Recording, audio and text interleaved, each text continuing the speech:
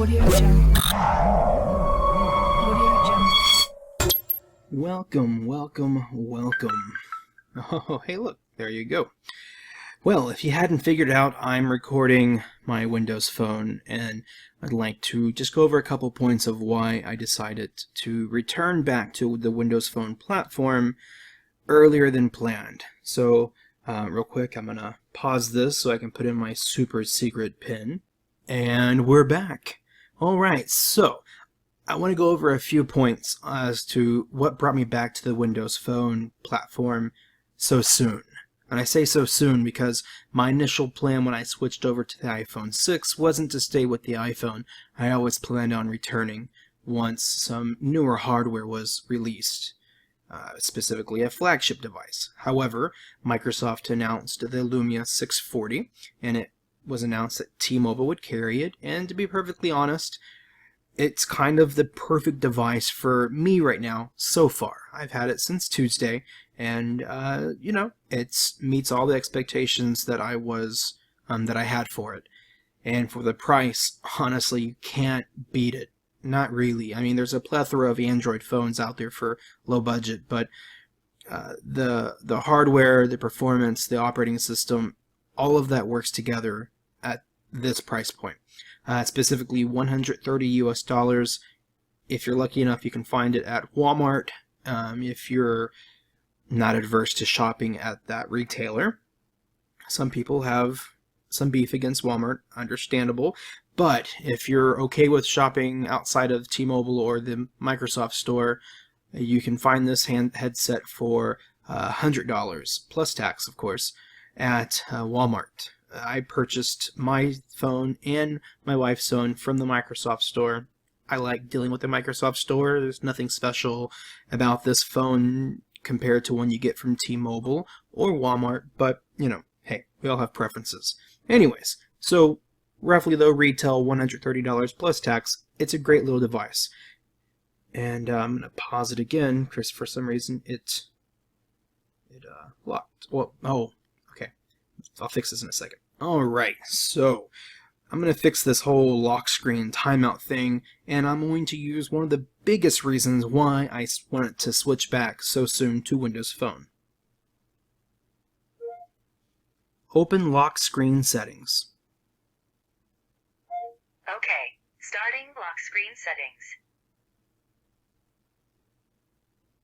But what I want is this, and this isn't the reason here, so select never, and we are good. We'll go back. So, reason number one, I suppose you could say, Cortana. Cortana. Love Cortana, and I am probably biased. I'm not gonna lie. Probably am very biased. But Siri, she's okay. I could use her a lot for opening apps. I never really used her to try to open up a setting. Here, give me a second. Okay, so obviously you're not going to see my phone because I'm open general settings. You'll need to unlock your iPhone first. Of course. Oh, Sorry, I can't help you with that.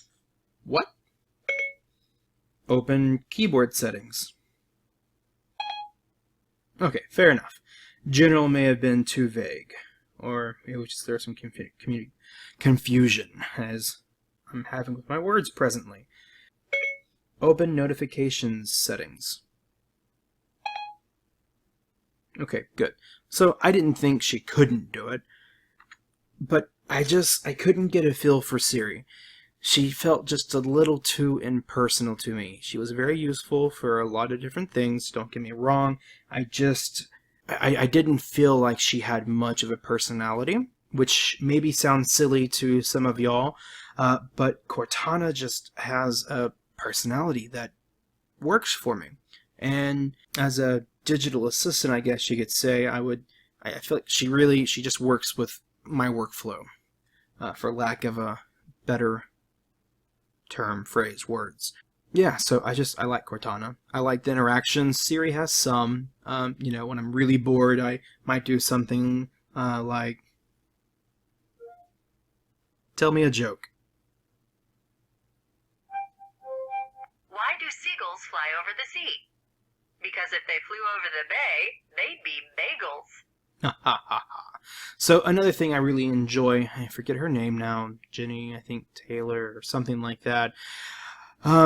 She is the voice of Cortana from the Halo series, and while not everything is pre-recorded, a lot of her interactions that you have with her from are recordings of her voice, so it really sounds, you heard the intonation in her, the different tones in her voice, which you don't ever get from Siri. So it just adds something. Okay, Google just isn't going to do it for me because I don't have anything in Google's world. So it doesn't know me. To be fair, it probably does know me more than I want it to, but I don't have all those settings and history with it. So that doesn't work for me either.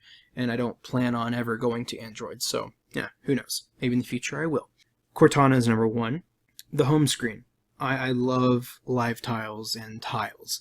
This notion of a grid of icons is just so outdated. It's so static and impersonal, much like I feel about Siri, that it was driving me nuts. I hate it turning on my iPhone and seeing that grid of icons.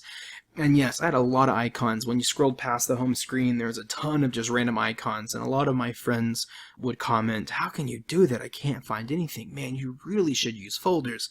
And I understand that folders would have helped some of the organization issues, although I didn't really have any. All my main apps were on the front, on the initial home screen, and I had a couple folders that I used there. And then past the home screen was a bunch of random apps that I used on occasion, but it didn't matter because I hardly ever touched them. But even with folders, that folder was still an icon on that grid. And I don't know, it was cold. It wasn't very inviting. And goodness, they let you put an image in the background, because otherwise, oh my goodness, I might as well have just been holding a piece of ice, just because it was cold to me. Get it? Ice, cold. Okay, moving on. So I didn't like that grid of icons. What I love about tiles, some people look at the home screen of a Windows Phone device, and it looks confusing to them maybe, but when you really look at it, reflects me in a way. In this top corner, I have my wife's contact tile. So if she sends me a message or a phone call, it shows right there that she specifically was sending me a message or something like that. At a glance, sure, there's notification screens that you can do, but it's nice. Or it's connected with my Facebook and Twitter. It has her contact information, so as you'll see as it flips through, it'll show me one of the most recent things that she's posted on her various social networks. And that's nice. It's not that that's the only way I keep in touch with my wife, but it's just something a little extra that adds to it. But specifically the folders, I really love the way that Windows Phone handles folders. If you use an iPhone, you click the folder, it does this little zoom in, you see everything else is grayed out except for the folder in the center, and then again, it's just another grid of icons that you just scroll through. On Windows Phone, it does this beautiful drop down, and I love it, right? So here's all my deals, and yes, you could say, isn't that just a grid as well? Well, yes it is, but you can see here it's showing my recent audiobook for Audible that I'm reading, Netflix showing me recent shows and things I have on my list. It's flipping through. If I had MetroTube's live tile turned on, it would show me different subscribers. And I can change the size, so it's not just this static thing of icons. And I can adjust it however I want. It's just beautiful.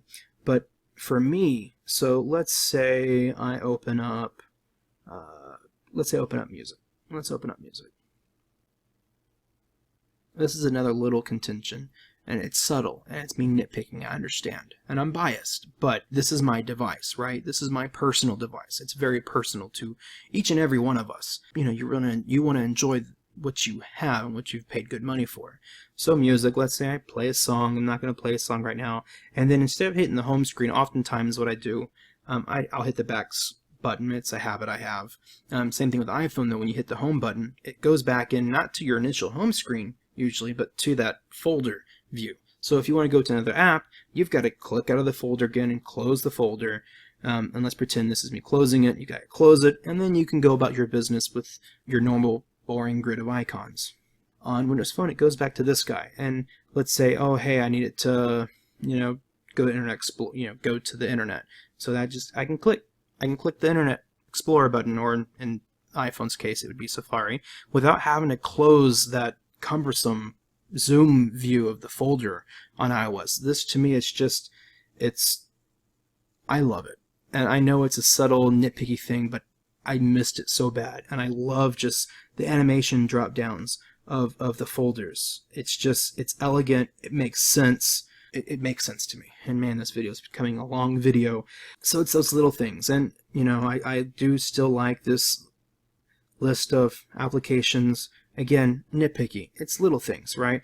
I use Spotlight a lot on the iPhone when I wanted to open an app. So again, this is not, it's not anything extremely unique, but it's just those subtle little things that I really enjoy. And then for me, the calendar. For me, most Microsoft services that I wanted were on iPhone. They were on iOS. Cortana would be coming soon to iOS sometime this year. I understand that.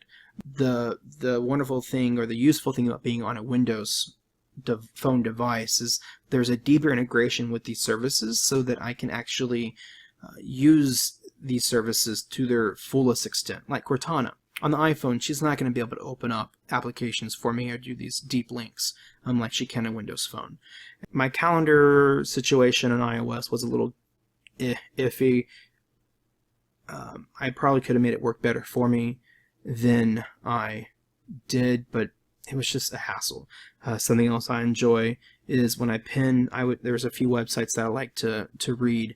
I can pin them to my start screen here, and you'll see the live tiles. When there's updates to articles, it actually shows me on the tile itself the article title, and I can click it and read, see what they're talking about. And I had websites pinned to my home screen on iOS, but it's just a static icon on the home screen, and it's again just impersonal. So, I mean, there's not much more to say. I feel like I'm just kind of on a soapbox now. The thing, I've got a lot of people joking with me, oh, yeah, hey, you're switching back to Windows Phone. I clicked something random. I wasn't paying attention. You've switched back to Windows Phone just when Microsoft is killing off Windows Phone. And, I get it. That's how the media's spinning it. And, it's not looking too great, I'm not going to lie. But it's not the end of the world.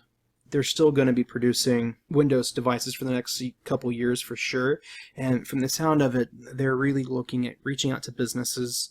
They mentioned something about consumer budget-friendly focus and for enthusiasts. Because what they need to be doing is creating something like a Surface phone. Something that's really meant for enthusiasts, evangelists of their services, people who are actively and really using their services, and that will promote them amongst friends, family, use them in business. And so, I mean, I'm one of those people. I am an enthusiast. I wouldn't call myself a fanboy. I'm realistic. I know that, the time might come when I'm going to have to move to another platform, and I'm not going to enjoy that day, but if it does come, so be it.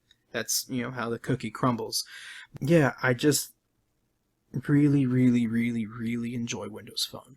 Sure, again, that sounds probably fanboyish, but this is just something very personal to me. And, I do most of my quote-unquote computing on this phone. This is my device that I use every day. It is literally my daily driver. So why not have something that feels right to you? If you don't like Windows Phone, that is perfectly okay. I get it. I'm not going to say this is the best device for you or you, whoever it is that's watching this screen. But for me, it's the perfect fit. I hope they continue on making this better and continue to support it on some form or fashion, even if it is just a very niche market for enthusiasts like myself. So, hey, I'm back on Windows Phone, the Lumia 640. I really give it high praise.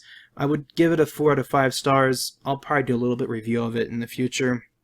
It's not the perfect device, but for the price, you really can't beat it. So, until next time, this is Christo saying, well, have a good one.